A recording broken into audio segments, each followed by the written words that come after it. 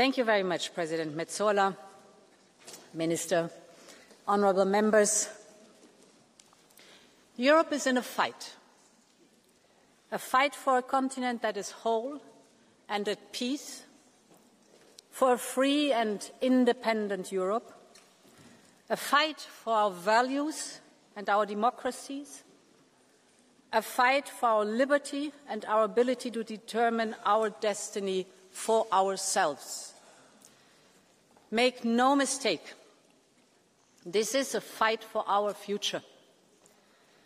And I thought long and hard about whether to start this State of the Union address with such a stark appraisal. After all, us Europeans are not used to or comfortable with talking in such terms, because our union is fundamentally a peace project.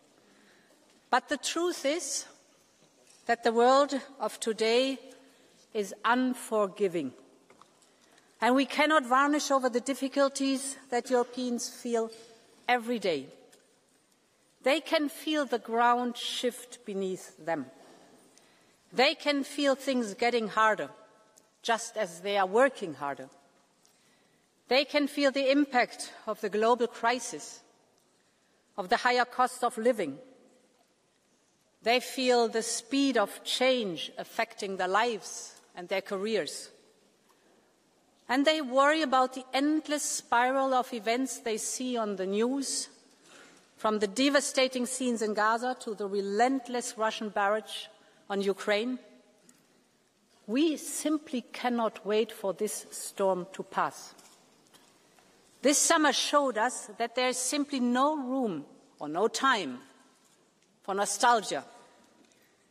Battle lines for a new world order based on power are being drawn right now.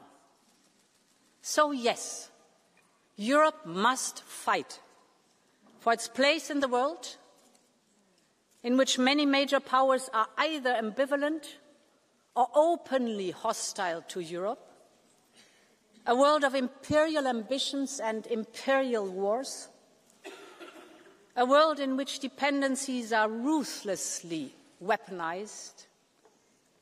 And it is for all these reasons that a new Europe must emerge.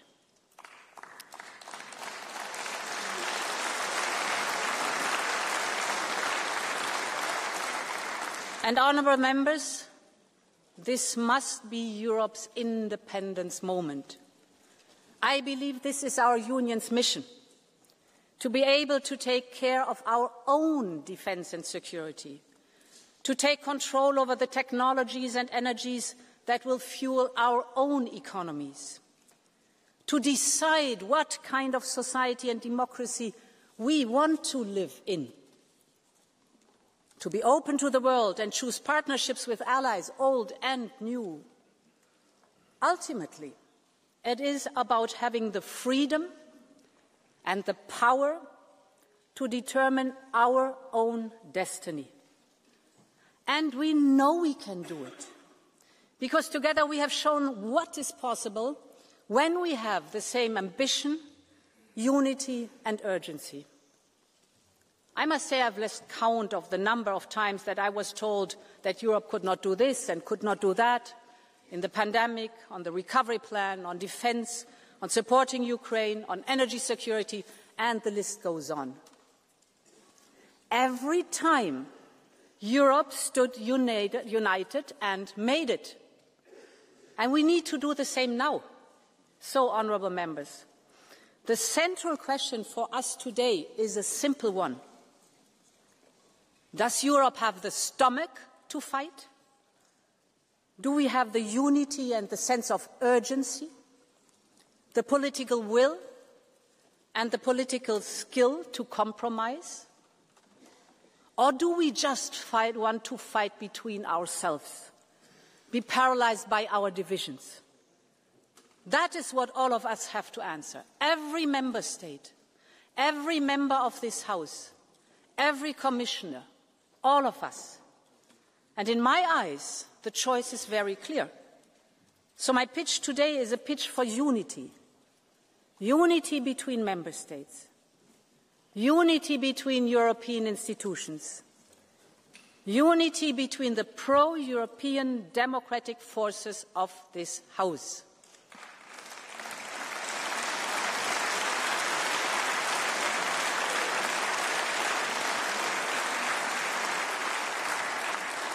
I'm here, and the entire college is here, ready to make this happen with you, ready to strengthen the pro-European democratic majority, because it is the only one that can deliver for Europe.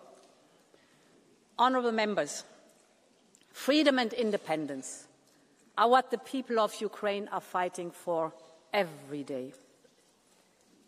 People like Sasha and his grandmother. Sasha was only 11 years old when the Russians attacked.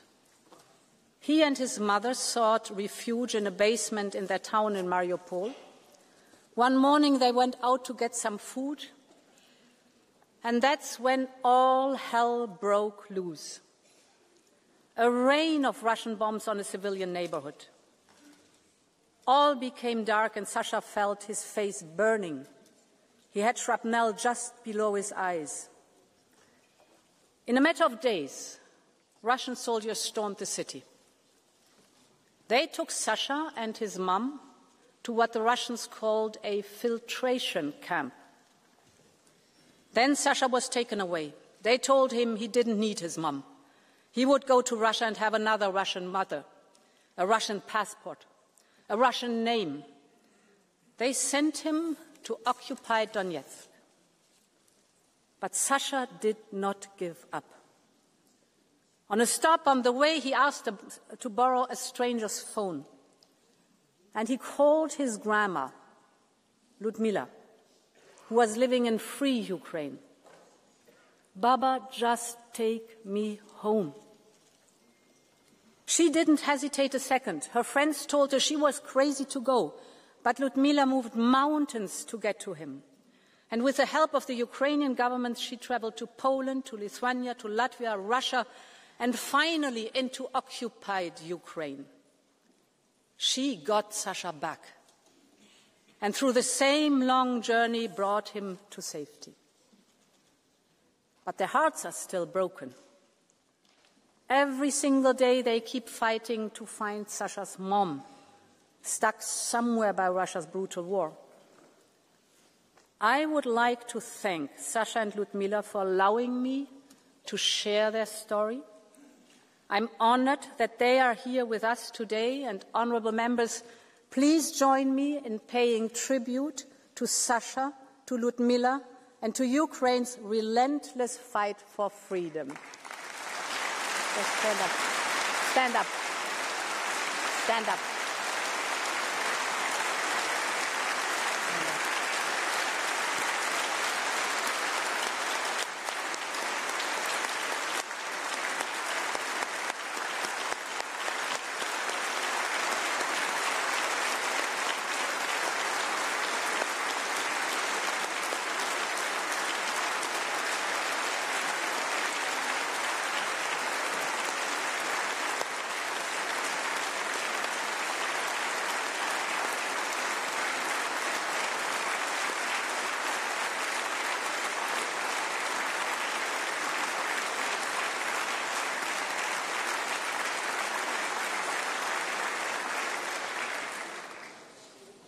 Sadly, Sasha's story is far from unique.